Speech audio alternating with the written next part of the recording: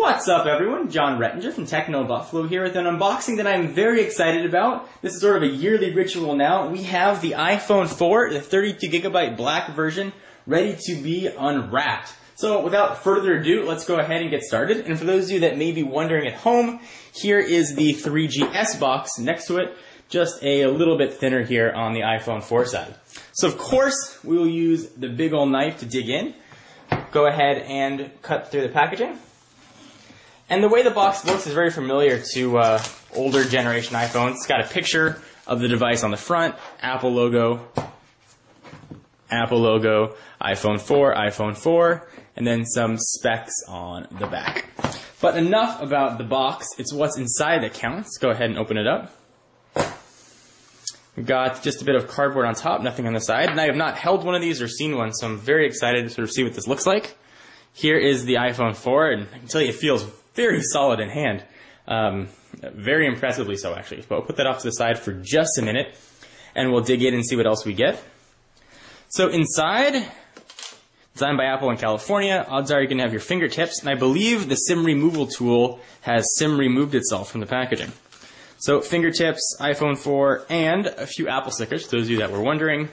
Push that off to the side, and sort of your standard array of accessories. You've got your USB wall charger, USB and sync cord, and headphones look to be the same with the inline mic. But enough about that. Let's take a look at the iPhone 4 itself, since that is the main attraction of the show here.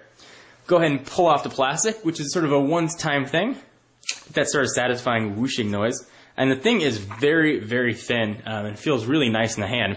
So let's sort of go through it real quickly, and I'll compare it to some other devices so we can gauge sort of its thickness and thinness. So you've got the same size screen.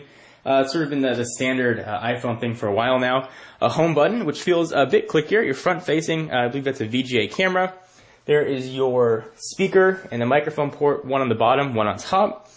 On the left-hand side, you've got those new volume buttons, sort of are a little bit larger, a bit of a difference. And you've got your new profile switcher right at top.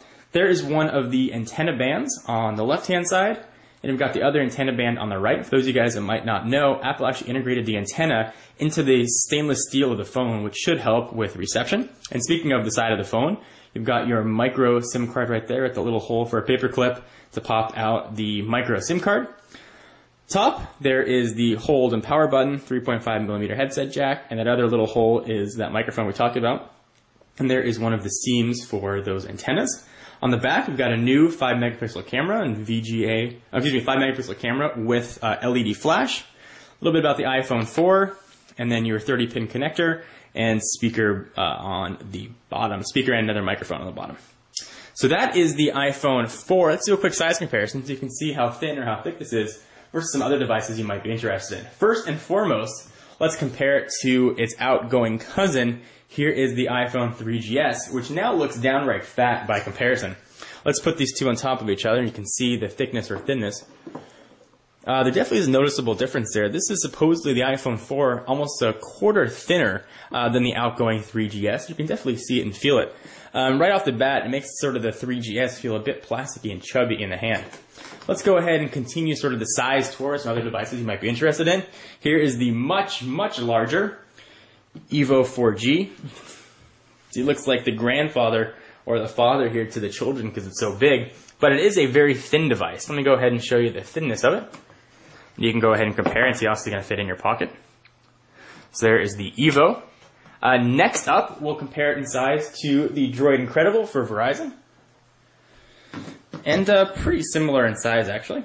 There's that. Let's go to stack them. You can see the thickness. So the Droid Incredible is significantly thicker. And finally, the last phone that you guys may be considering is the Nexus 1. These are all sort of Android devices. Here is the Nexus 1.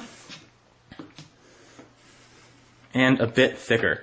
So I'm going to go ahead and dig into the iPhone 4. Certainly there'll be a ton of coverage coming up today, tomorrow, the next days. We'll be walking through all the features, doing full reviews and demonstrations. Anything in particular that you want to see of the iPhone 4, be sure to leave your comments. And be sure to check out technobuffalo.com for all of your tech news and to make your own tech subblog, even monetize it and make some bucks or talk to other users in our built-in social network.